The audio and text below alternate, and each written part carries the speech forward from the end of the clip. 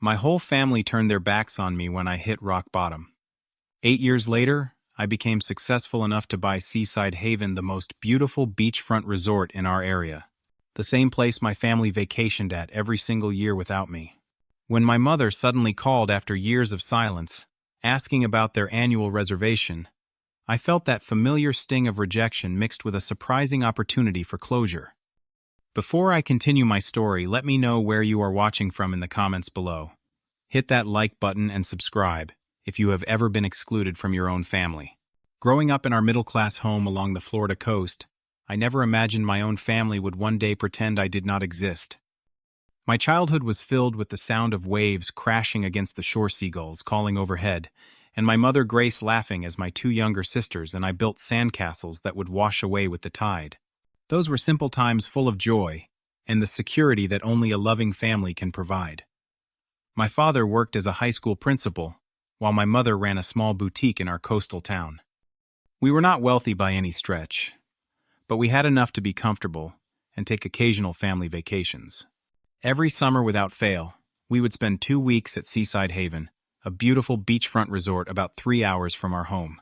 It was during those summer stays that I first fell in love with the idea of one day owning a place like that myself. By the time I turned 25, life seemed to be unfolding exactly as I had hoped. I had started a small business selling customized beach equipment and eco-friendly surfboards. The company was steadily growing, and I had recently proposed to my girlfriend Lisa, who said yes without hesitation. We had been dating since college, and everyone in my family adored her almost as much as I did. She fit right in during our family gatherings, joining in the laughter and traditions that defined us. Those family gatherings were frequent and joyous affairs. Beyond our annual vacation at Seaside Haven, we celebrated every birthday, holiday, and milestone together. My mother Grace was the orchestrator of these events, ensuring everyone felt welcome and loved. My sisters, Amanda and Sarah, and I remained close despite our different personalities and life paths. Amanda, the oldest after me, was studious and ambitious, while Sarah was more free-spirited and artistic.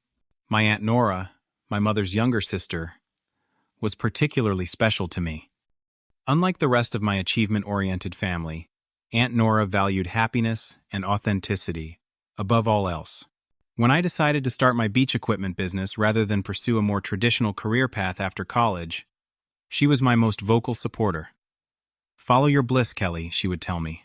"Life is too short to live someone else's dream." During those years, I felt truly respected and admired by everyone in my extended family. Cousins would ask for my business advice. Uncles would proudly introduce me to their friends as the entrepreneur in the family, and my parents would beam with pride whenever someone complimented my work or character. Life was good, filled with laughter, backyard barbecues, and precious memories made against the backdrop of endless ocean waves. When I brought Lisa to meet my family for the first time, they welcomed her with open arms. My mother took her under her wing, immediately sharing family recipes and stories. My sisters treated her like one of their own, and even my usually reserved father engaged her in lengthy conversations about her work as an elementary school teacher. The acceptance was immediate and wholehearted. During our family gatherings at Seaside Haven, I would sometimes stand on the balcony of our rented suite watching the sunset with Lisa by my side and think about how fortunate I was. The golden light reflecting off the water seemed to mirror the warmth I felt inside, surrounded by people who loved me unconditionally. Or so I thought. Lisa and I had set our wedding date for the following spring, and we had already put a deposit down on a venue by the beach. We talked about starting our own family, continuing the traditions that had shaped my happy childhood. I was even considering expanding my business to a second location, confident that my growing success would provide a stable foundation for our future together. In those moments, I could never have predicted how quickly everything would change, how the family that had been my anchor would soon become the storm that nearly destroyed me. The first signs of trouble appeared in early 2015 when my business partner Jake disappeared with a significant portion of our company funds. I had trusted him completely, never imagining he would betray me in such a devastating way. The financial loss was crippling, and overnight my thriving business became a sinking ship that I desperately tried to keep afloat. When I called Lisa to tell her what had happened, her response was not what I expected. Instead of offering support or reassurance, she seemed distant and concerned primarily about how this would affect our wedding plans and future financial stability. 2 weeks later, she returned my engagement ring, explaining that she needed someone more reliable and could not tie her future to such uncertainty. The woman who had promised to stand by me through better or worse was gone before things had even gotten truly difficult. Devastated by both betrayals but determined to rebuild, I approached my family for a loan to help cover immediate debts and provide some breathing room while I figured out my next steps. I had never asked them for financial help before, and I fully intended to pay back every penny with interest. I was not looking for a handout, just a temporary lifeline. My mother, Grace, was the first person I approached. She had always been the emotional center of our family, the one who made everyone feel safe and supported. But when I sat across from her at the kitchen table that day, I barely recognized the woman looking back at me. Her usual warmth was replaced by a cold calculation as she listened to my situation. "I always worried something like this might happen with that business of yours," she said, her tone more accusatory than sympathetic. "Your father and I worked steady jobs our entire lives. We never got rich, but we never lost everything either. After much reluctance, my parents agreed to lend me enough money to cover the most pressing debts, but the terms they set were surprisingly harsh and formal. My father insisted on a written agreement with interest rates higher than what a bank would charge. It felt more like a business transaction than family support, but I was in no position to negotiate. The real gut punch came a month later during my mother's birthday celebration. I had been invited more out of obligation than genuine desire for my presence, a fact that became painfully clear when I accidentally overheard a conversation between my mother and my sister Amanda in the kitchen. "I am so embarrassed by the whole situation," my mother whispered. "What am I supposed to tell the neighbors? That my son is a complete failure who cannot even keep a simple business running?" "At least Lisa was smart enough to get out when she did," Amanda replied. "Could you imagine if they had already been married when this happened? Poor girl would have been stuck with a loser." I froze in the hallway, their words cutting deeper than any financial loss ever could. These were the people who were supposed to love me unconditionally. Yet here they were, reducing me to my worst moment and seeming to take some perverse satisfaction in my pain. As the weeks passed, the shift in my family's attitude became increasingly apparent. Invitations to family gatherings became rare and eventually stopped altogether. When I called to check in, conversations were brief and superficial. My sisters, who had once shared everything with me, became distant and unavailable. The final blow came when I was evicted from my apartment after falling behind on rent. With nowhere else to go, I called my sister Sarah, who had a spare bedroom in her house. Her refusal was not just a no, but a complete dismissal of our relationship. "I cannot have that kind of negativity around my kids," she said, as if my financial troubles were somehow contagious. "Besides, I think you need to learn to stand on your own 2 feet for once." I later learned that my family had begun using me as a cautionary tale for the younger generation. My nephews and nieces were told about Uncle Kelly, who lost everything because he made bad decisions. I had become a lesson rather than a person in their eyes. With no other options, I spent 3 weeks sleeping in my car while working part-time at a local grocery store, struggling to rebuild some semblance of stability.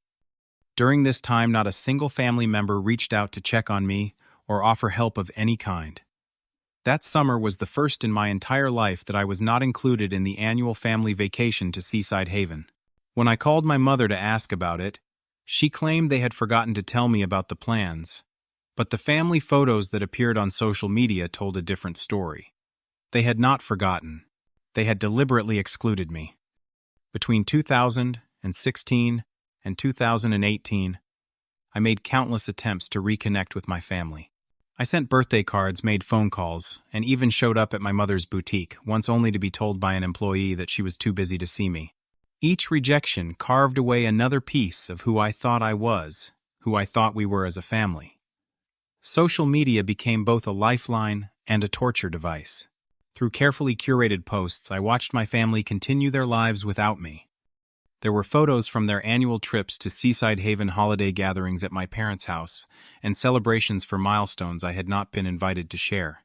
I saw my sister's children growing up, my parents aging, and life moving forward, as if I had never existed at all. Christmas of 2016 was particularly painful. I had managed to find a small apartment and stable employment by then, slowly rebuilding my life from scratch. I sent gifts to everyone in the family, carefully selected with each person's tastes and interests in mind, along with heartfelt notes expressing how much I missed them. Not a single gift was acknowledged. My calls went unanswered, my messages unread.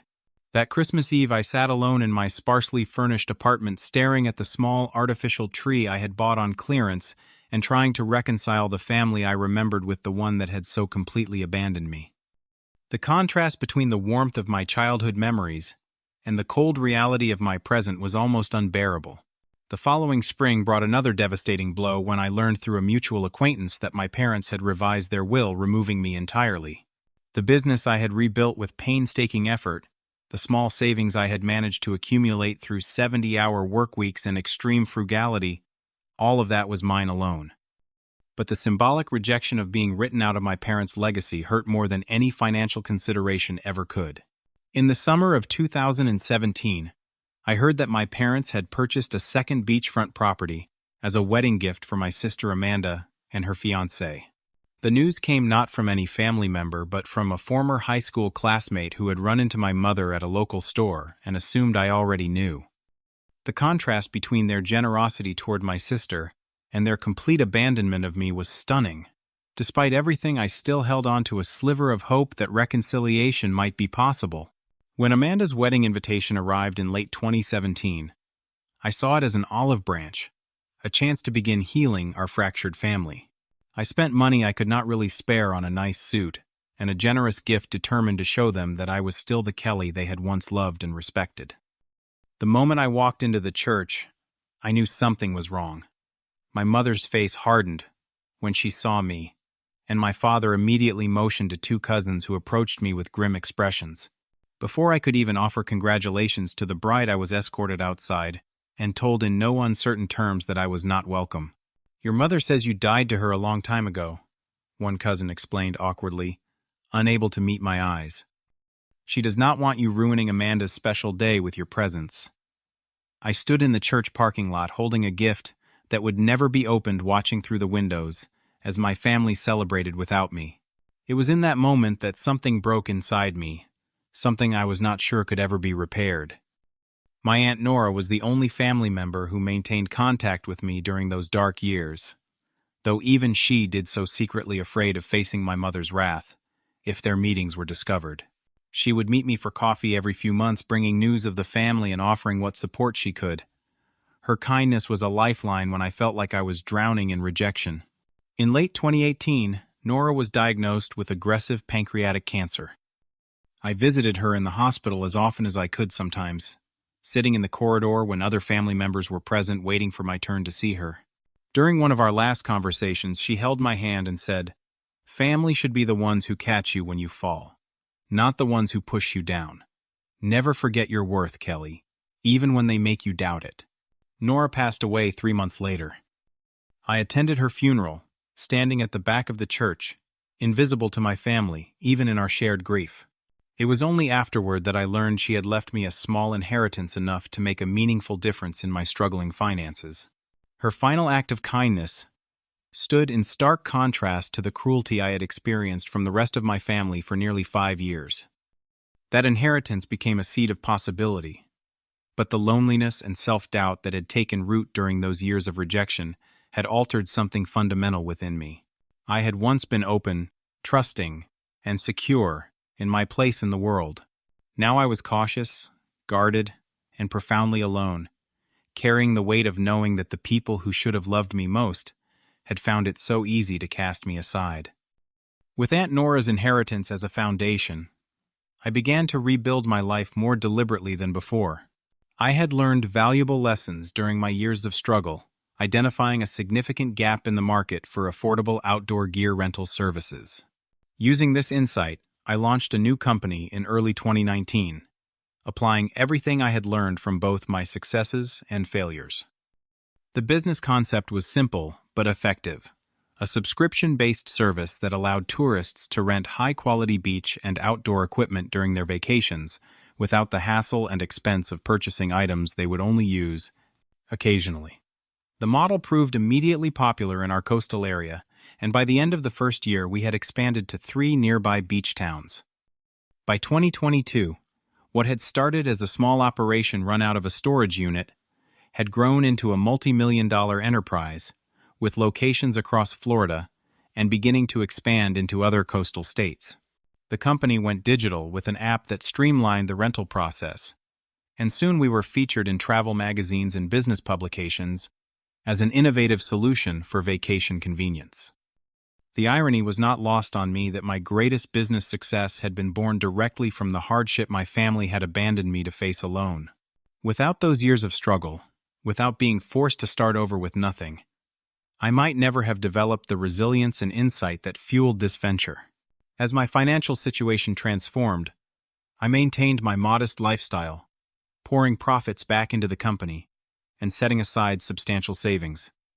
I had learned the hard way how quickly fortunes could change, and I was determined never to be financially vulnerable again. The memory of sleeping in my car was motivation enough to make conservative financial decisions despite my growing wealth. One Tuesday morning in April 2022, I was reviewing potential locations for our next expansion when my assistant mentioned that a property had just been listed that might interest me, not just professionally, but personally. Seaside Haven, the beachfront resort where my family had vacationed every year throughout my childhood and continued to visit without me, was for sale. I arranged to tour the property the very next day. Walking through the familiar lobby past the pool where I had spent countless summer hours as a child, I felt a strange mixture of nostalgia and pain. This place held some of my happiest memories, but it was also the site of one of the most painful rejections I had experienced when I learned I had been excluded from the family vacations that continued without me. The resort was still beautiful, but showing signs of neglect under its current ownership. The price tag of $12 million was substantial, but well within my means given the success of my company. After a thorough inspection and financial analysis, I made an offer slightly above asking price to ensure I would secure the property quickly. Within a month, I was the new owner of Seaside Haven Resort. I immediately began a careful renovation process, upgrading facilities while preserving the character that made the place special. I took a hands-on approach to the management, wanting to understand every aspect of the resort's operations. It was during a review of the reservation system that I discovered something interesting. My family had already booked their annual 2-week stay for the upcoming summer, just as they had done every year. The reservation was under my mother's name, Grace Turner, with special requests that exactly matched their preferences from years past. I had not expected this direct collision between my new life and the family that had discarded me, but now that it had presented itself, I found myself faced with a decision. I could cancel their reservation outright, a petty but satisfying revenge. I could ignore it entirely, allowing them to come and go, without ever knowing the property had changed hands. Or I could use this unexpected opportunity for something more meaningful than simple revenge. Before I could decide, my phone rang with a number I had not seen on my caller ID for 8 years. My mother. For a moment I considered not answering, but curiosity won out. "Hello," I said, my voice carefully neutral. "Kelly, is that you?" My mother's voice sounded older, but the commanding tone was unmistakable.